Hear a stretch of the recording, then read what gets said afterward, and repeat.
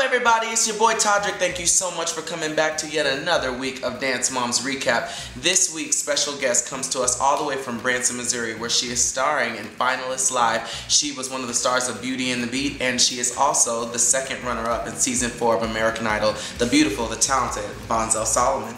Hello everybody, so good to join you this week. Thanks for coming.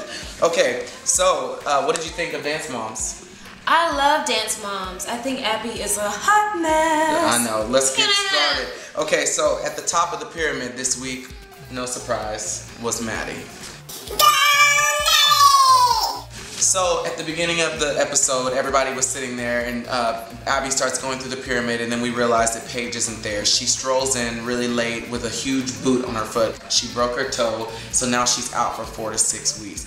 So anyway, which was unfortunate because her and Chloe have been wanting to do a duet for like 9 years, and this week was the week they were going to get to do the duet. So then in strolls Jill, who was not invited to the pyramid. Jill was a hot mess this week, every week, but especially this week. And so she comes in and like, Paige was sitting there with her boot, just sitting there, you know, like sulking because she doesn't get to be a part of it.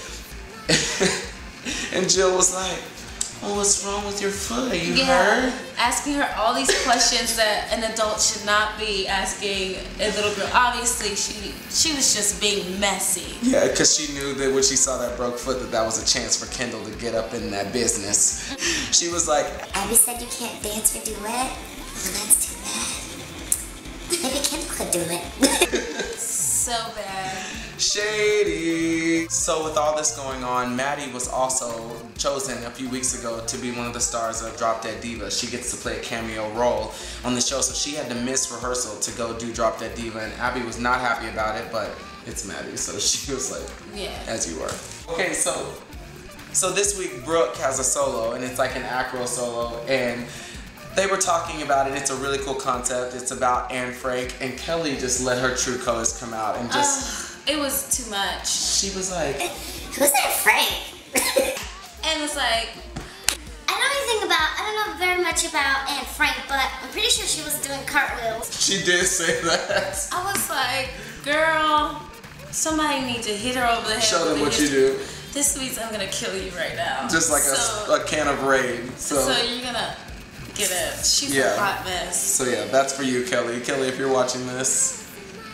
Kendall is in the mix now, and they decided that they needed to have an audition for who was going to replace Paige in the number, but Abby knew good and well that Kendall was going to do it. She had Nia come up and dance, and Abby was like, "I mean, you're good, but what you do is not like what everyone else is doing." It was a roundabout way of saying... You didn't get it. No. Kendall gets added to the group number, and she gets the duet, which the parents are not happy about at all.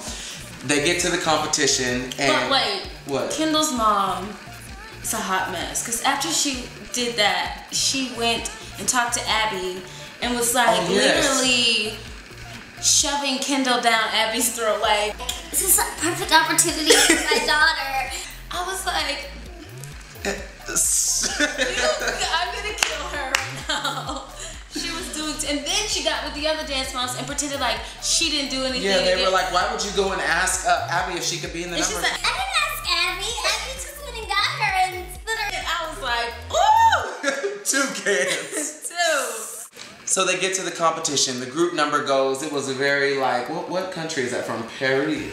The Bolanote. What is it? Bolanote. Where they have the berets on and the little black and white striped shirts. Oh, like clearly the number was forgettable. Paris? Yeah, Paris.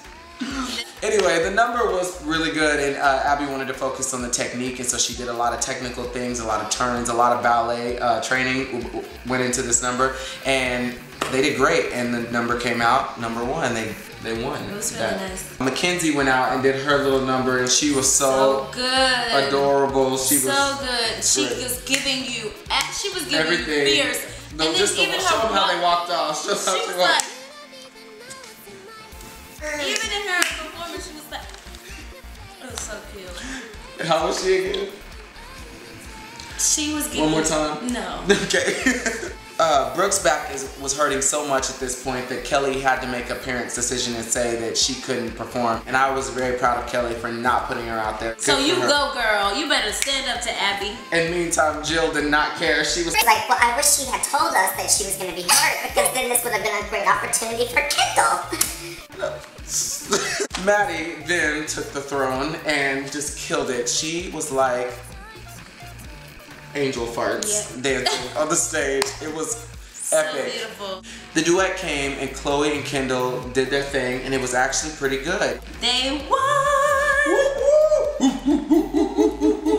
And Jill cut to her and she was like, okay, and now at least now everyone knows that Kendall fits in here, and next week she should have a solo. Like, anyway, the episode was great. I can't wait to see what happens next week because the preview for next week was pretty juicy. And Kathy's coming back.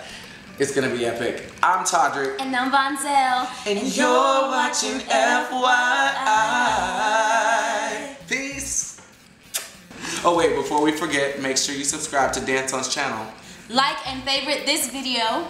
And please.